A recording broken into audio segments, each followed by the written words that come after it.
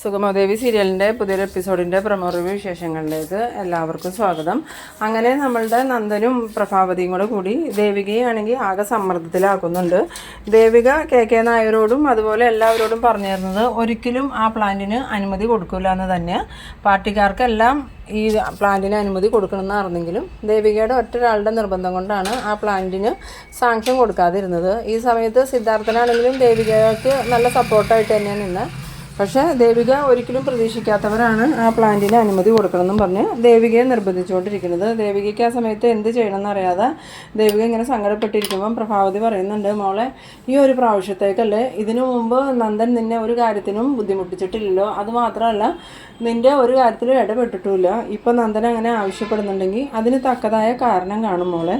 എന്തായാലും അവനെ നീ പഴയ അവസ്ഥയിലേക്ക് ആക്കരുത്. അതിന് നീ ഒന്ന് ഒപ്പിട്ട് കൊടുത്താൽ പോരെ, വേറെ പ്രശ്നമൊന്നുമില്ലല്ലോ. ഇല്ലെങ്കിൽ നന്ദൻ വീണ്ടും പഴയ ആ ഒരു മാനസികാവസ്ഥയിലേക്ക് പോകുന്നു. ആ സമയത്ത് ദേവിക പറയുന്നുണ്ട്, ആ പ്ലാന്റിന് ഞാൻ ഒപ്പിട്ട് കൊടുത്തിട്ടുണ്ടെങ്കിൽ അത് ഞാൻ ജനങ്ങളോട് ചെയ്യുന്ന ഏറ്റവും വലിയ ദ്രോഹമായിരിക്കും അമ്മ.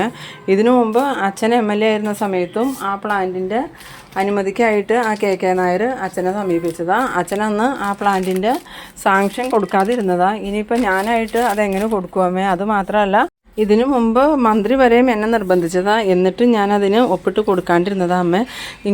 നിങ്ങൾ രണ്ടുപേരും കൂടി എന്നെ ഇങ്ങനെ ധർമ്മസങ്കടത്തിലാക്കല്ലേ എന്ന് പറയുമ്പം പ്രഭാവതി പറയുന്നുണ്ട്, ഈ ഒരു കാര്യത്തിന് മാത്രമല്ലേ മോളെ ഞങ്ങൾ ബുദ്ധിമുട്ടിച്ചിട്ടുള്ളൂ. ഇനി ഒരു കാര്യവും മോളോട് ഞങ്ങൾ ആവശ്യപ്പെടില്ല, മോൾ ഈ ഒരു കാര്യം മാത്രം ഞങ്ങൾക്ക് നടത്തി തന്നാൽ മതിയെന്ന്.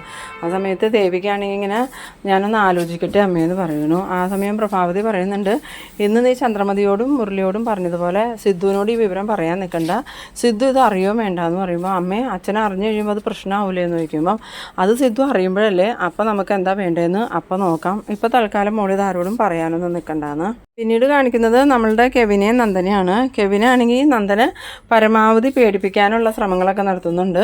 ദേവിക അത് ഒപ്പിട്ട് തന്നില്ലെങ്കിലും കുഴപ്പമില്ലടാ, നീ അവിടെ നിർബന്ധിക്കാനൊന്നും പോകണ്ട, നമ്മളുടെ വിധി ജയിലിൽ കിടക്കാനായിരിക്കും, നമുക്ക് എന്തായാലും ജയിലിൽ പോയി കിടക്കാമെന്ന് പറയുമ്പോൾ നന്ദൻ പറയുന്നുണ്ട്, ഇല്ലടാ കെവിനെ, അങ്ങനെ ജയിലിൽ പോയി കിടക്കാനൊന്നും ഞാൻ തീരുമാനിച്ചിട്ടില്ല. എന്തായാലും ദേവിക ഇത് ഒപ്പിട്ട് തരും, അതിന് വേണ്ട രീതിയിൽ ഞാൻ സംസാരിച്ചിട്ടുണ്ട്.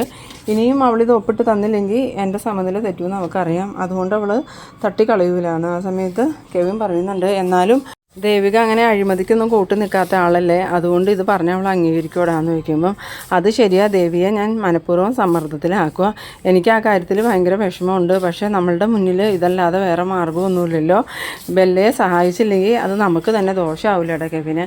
എന്തായാലും നാളെ നീ എന്നെ കാണാൻ വരുമ്പം എൻ്റെ കയ്യിൽ ആ ഒപ്പിട്ട പേപ്പർ ഉണ്ടാകുന്നു. അത് കേട്ടതും കെവിന് ഭയങ്കര സന്തോഷമാവുന്നുണ്ട്. ഇതിപ്പോൾ കെവിനും ഇസബെല്ലയും കൂടി ചേർന്ന് നടത്തുന്ന ഒരു നാടകമാണോ എന്നൊന്നും അറിയില്ല. കെവിൻ്റെ ചില ഭാവങ്ങൾ കാണുമ്പം ഇസബെല്ലയും കെവിനും കൂടി മനഃപൂർവ്വം നന്ദനെ ഈ ഋഷിയുടെ കൊലപാതക കേസിൽ പെടുത്തിയതാണോ എന്നും സംശയമുണ്ട്. മിക്കവാറും ഋഷി ജീവനോടെ ഇരിക്കുന്നുണ്ടാവും. ദേവികയുടെ സ്ഥാനം വച്ച് എല്ലാ കാര്യങ്ങളും നേടിയെടുക്കാനുള്ള ഒരടവ് മാത്രമായിരിക്കും ഈ ഋഷി മരിച്ചു എന്നുള്ള ഇവരുടെ വാദം. എന്തായാലും ഇനി മുന്നോട്ടുള്ള എപ്പിസോഡുകളിലും ഈ ഇസബെല്ല ഓരോരോ കാര്യങ്ങൾ ചോദിച്ച് നന്ദനെ ബുദ്ധിമുട്ടിക്കുന്ന എപ്പിസോഡുകൾ തന്നെയാണ് വരാൻ പോകുന്നത്. പിന്നീട് നന്ദൻ ഈ കെവിനോട് യാത്ര പറഞ്ഞ് വീട്ടിലോട്ട് പോകുന്നുണ്ട്.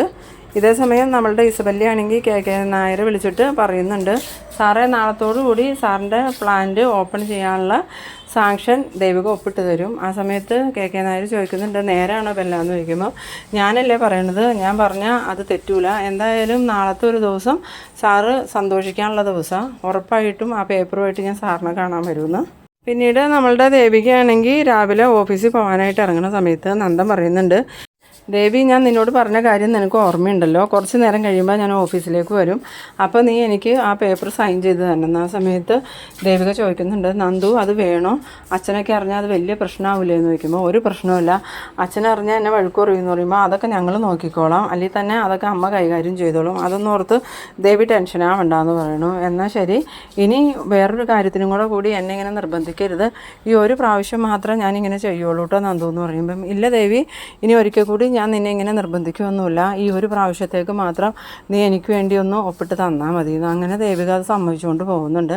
പിന്നീട് ഓഫീസിൽ ചെന്ന് ആ പേപ്പറൊക്കെ ഒപ്പിട്ട് വയ്ക്കുമ്പോഴത്തേക്കും നന്ദനാണെങ്കിൽ അത് വാങ്ങാനായിട്ട് ചെല്ലുന്നുണ്ട്. നന്ദൻ വാങ്ങിക്കൊണ്ട് പോകുന്ന സമയത്ത് ദേവി നന്ദനോട് പറയുന്നുണ്ട്, ഞാൻ ഒരിക്കലും ഇതുപോലൊരു നെറികേട് ചെയ്യുമെന്ന് വിചാരിച്ചിരുന്നതല്ല നന്ദുവിൻ്റെ അമ്മയുടെ നിർബന്ധത്തിനാണ് ഞാനിപ്പോൾ ഇങ്ങനെ ചെയ്യണേ. എന്തായാലും ഞാൻ ഇലക്ഷനിൽ മത്സരിക്കുന്ന സമയത്തും MLA ആയതിനു ശേഷം ജനങ്ങൾക്ക് നന്മ മാത്രമേ ചെയ്യണമെന്നേ ഉദ്ദേശിച്ചിട്ടുള്ളൂ. ഇത് ആദ്യമായിട്ടാണ് ജനങ്ങൾക്ക് ദ്രോഹം വരുന്ന ഒരു കാര്യത്തിന് ഞാൻ അറിഞ്ഞുകൊണ്ട് കൂട്ടി നിൽക്കണത്. എന്തായാലും എൻ്റെ രാഷ്ട്രീയ ജീവിതത്തിലെ ഏറ്റവും വലിയ തിരിച്ചടിയായിരുന്നു. ആ സമയത്ത് നന്ദന് മനസ്സിലാവുന്നുണ്ട് ദേവികയെ കൊണ്ട് ഇങ്ങനെ നിർബന്ധിച്ച് ചെയ്യിക്കുന്നത് ദേവികയ്ക്ക് ഭയങ്കര ബുദ്ധിമുട്ടുള്ളൊരു കാര്യം തന്നെയാണ്. കാരണം ദേവിക അഴിമതിയൊന്നും നടത്താതെ തന്നെ ജനങ്ങളെ സേവിക്കാൻ വേണ്ടി മാത്രം MLA ആയ ആളാണെന്നുള്ളത് നന്ദന അറിയാം. പിന്നീട് നന്ദനാണെങ്കിൽ നേരെ പോകുന്നത് കെവിൻ്റെ അടുത്തേക്കാണ്. കെവിൻ്റെ അടുത്ത് എന്നതും കെവിന് ഞാൻ പറഞ്ഞതുപോലെ ആ പേപ്പർ ഒപ്പിട്ട് കിട്ടിയിട്ടുണ്ട്, ഇനി ബാക്കി കാര്യങ്ങളൊക്കെ നമുക്ക് ഡീൽ ചെയ്യാം. ആ സമയത്ത് കെവിൻ പറയുന്നുണ്ട് ഞാനിപ്പോൾ തന്നെ ബെല്ലയെ വിളിക്കട്ടെ, ബെല്ല കുറേ സമയമായി എന്നെ വിളിച്ചുകൊണ്ടിരിക്കുന്നു, ഇതുവരെയും പേപ്പർ കിട്ടിയില്ലേന്ന് ചോദിച്ച്. എന്തായാലും നമുക്ക് നേരിട്ട് ബെല്ലയുടെ അടുത്തേക്ക് പോകാമെന്ന്. ആ സമയത്ത് ഇസബെല്ലയാണെങ്കിൽ കെവിൻ്റെ അടുത്തേക്ക് വിളിക്കുന്നുണ്ട്. കെവിൻ ഫോണെടുത്തതും ബെല്ലെ നിന്നെ ഞാൻ വിളിക്കാൻ തുടങ്ങുമായിരുന്നു, നീ ഇപ്പോൾ എവിടെയാണെന്ന് ചോദിക്കുമ്പം എന്താടാ പേപ്പർ കിട്ടിയോയെന്ന് ചോദിക്കുന്നു. ആ സമയത്ത് കെവിൻ പറയുന്നുണ്ട് ഉവ്വ ബെല്ലെ പേപ്പറൊക്കെ കിട്ടി, നീ എവിടെയാണെന്ന് പറയുകയാണെങ്കിൽ ഞങ്ങൾ അങ്ങോട്ട് വരാമെന്ന് പറയുമ്പം വേണ്ട ഞാനിപ്പോൾ അങ്ങോട്ട് വന്നുകൊണ്ടിരിക്കുക, നിങ്ങൾ അവിടെ തന്നെ നിന്നാൽ മതി എന്ന് പറഞ്ഞു. അങ്ങനെ ഇസബെല്ല വന്ന് ഈ കെവിൻ്റെ കയ്യിൽ നിന്ന് ആ പേപ്പറൊക്കെ മേടിച്ചുകൊണ്ട് പോകുന്നുണ്ട്. ഈ സമയത്ത് നന്ദൻ ഇസബെല്ലയോട് പറയുന്നുണ്ട് ഈ ഒരു പ്രാവശ്യത്തേക്ക് മാത്രം ദേവീനെ ഞാൻ ഒരു പ്രകാരം സമ്മതിപ്പിച്ചത്, ഇനി ഇതുപോലത്തെ എന്തെങ്കിലും ആവശ്യം പറഞ്ഞുകൊണ്ട് ദേവിയുടെ അടുത്തേക്ക് ചെല്ലാൻ പറ്റില്ല, അതുകൊണ്ട് ഇനി എന്നിൽ നിന്നും വേറൊരു സഹായവും വല്ല പ്രതീക്ഷിക്കരുത്. എന്തായാലും ആ കേസ് തീർന്നു, ഇനി ആ കേസിൻ്റെ പേരിൽ എന്നെ ഇതും പറഞ്ഞ് നിർബന്ധിക്കരുത് കേട്ടോ. ആ സമയത്ത് ഇസബെല്ല പറയുന്നുണ്ട് നീ എന്താടാ എന്നെ അങ്ങനെയാണോ കണക്കാക്കിയേക്കണേ, നിനക്കൊരു ഉപകാരം ചെയ്തതിന് പ്രത്യുപകാരമായിട്ടൊന്നും അല്ല ഞാനിത് ചെയ്തു തരാൻ പറഞ്ഞത്, എൻ്റെ ഡാഡിയുടെ കടങ്ങൾ എഴുതി തള്ളണമെങ്കിൽ ഈ ഒരു കാര്യം ഞാൻ ചെയ്താലേ ആ KK നായർ സമ്മതിക്കുള്ളൂ എന്ന് പറഞ്ഞുകൊണ്ടാണ്, അല്ലാതെ ദേവീനെയും കൊണ്ട് ഇതുപോലൊരു നെറികേട് കാണിക്കണം എന്നൊന്നും ഞാൻ ഒരിക്കലും ആഗ്രഹിച്ചിട്ടില്ല എന്ന്. ഇതേസമയം നമ്മളുടെ ദേവികയാണെങ്കിൽ ആകെ സങ്കടത്തിലാണ്. മുരളി ദേവികയെ വിളിക്കാൻ ചെല്ലുമ്പം മുരളി ചോദിക്കുന്നുണ്ട് എന്താ ദേവി ഭയങ്കര സങ്കടത്തിലാലോ എന്ന് പറയുമ്പം ഞാൻ മുരളിയേട്ടനോടൊരു കാര്യം പറഞ്ഞാൽ മുരളിയേട്ടനത് ആരോടും പറയരുത് കേട്ടോ എന്ന് പറയുമ്പോൾ എന്താ ദേവി എന്താണെങ്കിലും പറഞ്ഞു എന്ന് പറയുമ്പോൾ അതെ അമ്മയുടെയും നന്ദൻ്റെയും നിർബന്ധത്തിന് ഞാൻ ആ പേപ്പർ ഒപ്പിട്ട് കൊടുത്തു. അത് കേട്ടതും മുരളി പറയുന്നുണ്ട് അപ്പോൾ സിദ്ധാർത്ഥൻ സാർ അറിഞ്ഞു എന്ന് ചോദിക്കുമ്പോൾ ഇല്ല അച്ഛനോടൊന്നും പറഞ്ഞിട്ടില്ല, അച്ഛൻ അറിഞ്ഞാൽ എന്തായാലും സമ്മതിക്കില്ല, അതുപോലെ ഗിരീഷേട്ടൻ അറിഞ്ഞാലും പ്രശ്നം ഉണ്ടാവുമെന്ന്. ആ സമയത്ത് മുരളി പറയുന്നുണ്ട് ഈ നന്ദനും പ്രഭയാൻ്റി എന്താ ഇങ്ങനെ തുടങ്ങണേ, അവർക്കറിയില്ലേ അത് ജനങ്ങൾക്ക് ബുദ്ധിമുട്ടുള്ള കാര്യമാണ്, ഇവരിങ്ങനത്തെ സ്വഭാവക്കാരൊന്നും അല്ലായിരുന്നല്ലോ, പെട്ടെന്ന് തന്നെ ഇവരുടെ സ്വഭാവം മാറി എന്താന്ന്. ആ സമയത്ത് ദേവിക പറയുന്നുണ്ട് അത് എനിക്കും അറിയില്ല മുരളിയേട്ടാ, കുറച്ച് ദിവസങ്ങളായിട്ട് അവിടെ എന്തൊക്കെയാണ് നടക്കണതെന്ന് എനിക്ക് പോലും അറിയില്ല, ഞാനറിയാത്ത എന്തൊക്കെയോ കാര്യങ്ങൾ നടക്കുന്നുണ്ടെന്ന് മാത്രമേ എനിക്ക് മനസ്സിലായിട്ടുള്ളൂ. എന്തായാലും ഈ ഒരു പ്രാവശ്യത്തേക്കല്ലേ എന്ന് കരുതിയ ഞാൻ പിന്നെ ഒപ്പിട്ട് കൊടുത്തത്. പിന്നീട് കാണിക്കുന്നത് നമ്മളുടെ ഇസബെല്ലയാണെങ്കിൽ ആ KK നായർക്ക് ആ പേപ്പർ കൊണ്ടുപോയി കൊടുക്കുന്ന നേരത്ത് KK നായരാണെങ്കിൽ ഒരു ബാഗിൽ കുറേ ക്യാഷ് എടുത്ത് ഇസബെല്ലയുടെ കയ്യിലേക്ക് കൊടുക്കുന്നുണ്ട്. എന്നിട്ട് ഇസബെല്ല പറയുന്നുണ്ട് എന്തായാലും ഇത്രയും പൈസയ്ക്കൊന്നും എനിക്ക് മുതലാവില്ല, ഞാൻ ഒരുപാട് കഷ്ടപ്പെട്ടതിന് ശേഷം MLAയുടെ കയ്യിൽ നിന്ന് ഈ ഒരു സൈൻ മേടിക്കാൻ എനിക്ക് പറ്റിയത്, ഇനിയും എനിക്ക് ആവശ്യം വരുമ്പോൾ ഞാൻ ചോദിക്കും, അപ്പോഴൊക്കെ നിങ്ങളെന്നെ സഹായിക്കണം. ആ സമയത്ത് KK നായർ പറയുന്നുണ്ട് അതെന്തൊരു പറച്ചില്ല ബെല്ലയ്ക്ക് എന്താ ആവശ്യമുണ്ടെങ്കിലും എന്നോട് ചോദിച്ചാൽ മതി, എത്ര പൈസ വേണമെങ്കിലും ഞാൻ മുടക്കാൻ തയ്യാറാണ്, എന്തായാലും ബെല്ല കാരണം എനിക്ക് ആ പ്ലാന്റിനുള്ള സാങ്ഷൻ കിട്ടിയല്ലോ അത് മതിയെന്ന്. പിന്നീട് കാണിക്കുന്നത് നമ്മളുടെ മുരളീനെയും നന്ദനെയാണ്. നന്ദൻ മുരളീനെ കണ്ടതും മുരളിയുടെ അടുത്തേക്ക് ചെല്ലുമ്പോൾ എന്താ നന്ദ നിനക്ക് എന്താ പറ്റിയെന്ന് ചോദിക്കുമ്പം അത് മുരളി നീ എന്നോട് ക്ഷമിക്കണം, ഇന്നലെ ഞാൻ നിന്നോട് കുറച്ച് മോശമായിട്ട് പെരുമാറി, ഞാൻ ആകെ ടെൻഷനിലായിരുന്നു അതുകൊണ്ടാന്ന് പറയുമ്പം നിനക്ക് എന്തിൻ്റെ ടെൻഷനാണ്, എന്തായാലും നീ ദേവികയും കൊണ്ട് ആ പ്ലാന്റിന് സാങ്ഷൻ കൊടുപ്പിച്ചില്ലേ അത് വലിയ മോശമായി പോയി എന്ന് പറയുമ്പോൾ നന്ദൻ പറയുന്നുണ്ട് അത് എനിക്കും അറിയാം മുരളി, ഞാനത് ചെയ്യാൻ പാടില്ലായിരുന്നു, പക്ഷേ എൻ്റെ അവസ്ഥ അതായി പോയതുകൊണ്ടാണ്, അല്ലെങ്കിൽ ഞാൻ ഒരിക്കലും ദേവിയെ ഇങ്ങനെ ഒരു കാര്യത്തിന് നിർബന്ധിക്കില്ലായിരുന്നു. ആ സമയത്ത് മുരളി പറയുന്നുണ്ട് ഇപ്പം നിൻ്റെ അവസ്ഥ ഭേദപ്പെട്ടു, പക്ഷേ ദേവിക്കാണെങ്കിൽ ആകെ വിഷമത്തില്ല, നിൻ്റെ ടെൻഷൻ മാറിയപ്പോൾ ടെൻഷൻ കിട്ടിയേക്കുന്നത് മൊത്തം ദേവിക്കാണ്. ആ സമയത്ത് നന്ദൻ പറയുന്നുണ്ട് അത് ശരിയാ മുരളി എനിക്കറിയാം, എന്തായാലും എൻ്റെ ടെൻഷൻ മാറിയപ്പോൾ ആ ടെൻഷൻ മൊത്തം ദേവിക്കായിരിക്കുമെന്നും അറിയാം. പിന്നീട് കാണിക്കുന്നത് നമ്മളുടെ ഗിരീഷിനെയാണ്. ഗിരീഷിനെ ഇങ്ങനെ നിൽക്കുമ്പം ആരോ ഗിരീഷിന് ഫോൺ ചെയ്യുന്നുണ്ട്. എന്നിട്ട് ഗിരീഷൻ ചോദിക്കുന്നുണ്ട് ആരാ പറഞ്ഞേ പ്ലാന്റിന് അനുമതി കൊടുത്തു എന്ന് ചോദിക്കുമ്പം KK നായർ തന്നെ പറഞ്ഞേ, ആരാ അനുമതി കൊടുത്തതെന്ന് ചോദിക്കുമ്പം MLA ഒരിക്കലും അങ്ങനെ കൊടുക്കില്ലല്ലോ എന്ന് ചോദിക്കുമ്പം ഉറപ്പായിട്ടും കൊടുത്തു, നാളെ തൊട്ട് പ്രവർത്തനം തുടങ്ങുമെന്നാണ് പറഞ്ഞേന്ന്. അത് കേട്ടതും ഗിരീഷൻ ഫോൺ വെച്ചിട്ട് വേഗം ചന്ദ്രോത്തേക്ക് പോകുന്നുണ്ട്. ചന്ദ്രോത്ത് ചെന്നതും നേരെ സിദ്ധാർത്ഥൻ്റെ അടുത്തേക്കാണ് പറഞ്ഞത്. സിദ്ധാർത്ഥനെ കണ്ടതും ദേവിക ഇവിടെ ഇല്ലേന്ന് ചോദിക്കുമ്പം ദേവിക ഇവിടെ ഇല്ലല്ലോ, എന്താ ഗിരീഷാന്ന് ചോദിക്കുമ്പം അല്ല, ആ KK നായരുടെ പ്ലാന്റിന് ഒരിക്കലും അനുമതി കൊടുക്കില്ല എന്ന് എനിക്ക് വാക്ക് തന്നതാ ദേവിക, എന്നിട്ടിപ്പോൾ ആ വാക്ക് തെറ്റിച്ചു എന്ന് പറയുമ്പം സിദ്ധാർത്ഥൻ ചോദിക്കുന്നുണ്ട്, ആര് പറഞ്ഞു ദേവിക വാക്ക് തെറ്റിച്ചു എന്ന്? ആ വാക്ക് ദേവിക ഒരിക്കലും തെറ്റിക്കില്ല. ആ പ്ലാന്റിന് ഒരിക്കലും ദേവിക അനുമതി കൊടുക്കുകയില്ല. ആ പ്ലാന്റ് ഈ സ്ഥലത്ത് പ്രവർത്തനം ആരംഭിക്കുകയില്ല. അത് ദേവിക എനിക്ക് തന്നേക്കണ വാക്കാന്ന്.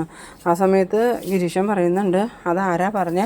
ഇപ്പം തന്നെ ദേവിക ആ പ്ലാന്റിനുള്ള അനുമതി ഒപ്പിട്ട് കൊടുത്തു കഴിഞ്ഞു എന്ന്. അത് കേട്ടതും സിദ്ധാർത്ഥനാണെങ്കിൽ ആകെ ഷോക്കാവുന്നുണ്ട്. ഈ സമയത്ത് ഇത് കേട്ടോണ്ടാണ് നമ്മളുടെ പ്രഭാവതി അങ്ങോട്ട് വരുന്നത്. അപ്പോൾ പ്രഭാവതിയോട് സിദ്ധാർത്ഥൻ ചോദിക്കുന്നുണ്ട്, എന്തൊക്കെയാണ് പ്രഭ ഈ ഗിരീഷ് പറയുന്നത്? ദേവിക ആ പ്ലാന്റിന് ഒപ്പിട്ട് കൊടുത്തു എന്ന്, അതിനെക്കുറിച്ച് എന്നോടൊന്നും മോള് പറഞ്ഞില്ലല്ലോ എന്ന് പറയുമ്പോൾ പ്രഭാവതി പറയുന്നുണ്ട്, അത് ഇത്ര വലിയ കാര്യമൊന്നും അല്ലല്ലോ സിദ്ധു, ഒപ്പിട്ട് കൊടുത്തെങ്കിൽ കുഴപ്പമൊന്നുമില്ല, ഒരു പ്ലാന്റ് അല്ലേ പ്രവർത്തിക്കട്ടെ എന്ന്. അത് കേട്ടത് നമ്മളുടെ ഗിരീഷിനും സിദ്ധാർത്ഥനും മുഖത്തോട് മുഖം നോക്കുന്നുണ്ട്. എന്നിട്ട് ഗിരീശൻ ചോദിക്കുന്നുണ്ട്, മേഡം ഇതെന്തറിഞ്ഞിട്ടാണ് പറയണത്? അങ്ങനെ ഒരു പ്ലാന്റ് അവിടെ വന്നിട്ടുണ്ടെങ്കിൽ ആ പ്രദേശത്തുള്ള എല്ലാ ജനങ്ങളുടെയും ജീവിതം വഴിമുട്ടും. അത് അറിഞ്ഞുകൊണ്ട് ദേവിക ഇങ്ങനെ ഒരു ചതി ചെയ്ത് എന്തിനാന്ന് എനിക്ക് ദേവികയോട് ചോദിക്കണമെന്ന്. ആ സമയത്ത് സിദ്ധാർത്ഥൻ പറയുന്നുണ്ട്, എന്നാലും മോൾ എന്നോട് ചോദിക്കാതെ ആ ഒരു പ്ലാന്റിന് സാങ്ഷൻ കൊടുക്കുമെന്ന് ഞാൻ ഒരിക്കലും വിചാരിച്ചില്ല. ഇനിയിപ്പോൾ MLA ഒക്കെ ആയ സ്ഥിതിക്ക് എൻ്റെ അനുവാദമൊന്നും വേണ്ടാന്ന് തോന്നി കാണുമായിരിക്കുന്നു. അത് കേട്ടതും പ്രഭാവതിയാണെങ്കിൽ എന്ത് പറയണമെന്ന് അറിയാതെ ആകെ ഇങ്ങനെ സ്തംഭിച്ച് നിൽക്കുന്ന ആ ഒരു സീനിലാണ് ഈ എപ്പിസോഡ് അവസാനിക്കുന്നത്. അപ്പോൾ നിങ്ങളെൻ്റെ വീഡിയോ ആദ്യമായി കാണുന്നവരാണെങ്കിൽ ചാനലൊന്ന് സബ്സ്ക്രൈബ് ചെയ്യാനും ഇഷ്ടമായ ലൈക്ക് ചെയ്യാനും ഷെയർ ചെയ്യാനും മറക്കരുത്. ഇതുപോലെ ഇൻട്രസ്റ്റിംഗ് ആയിട്ടുള്ള അടുത്തൊരു എപ്പിസോഡുമായി നമുക്ക് വീണ്ടും കാണാം. അതുവരേക്കും ബൈ.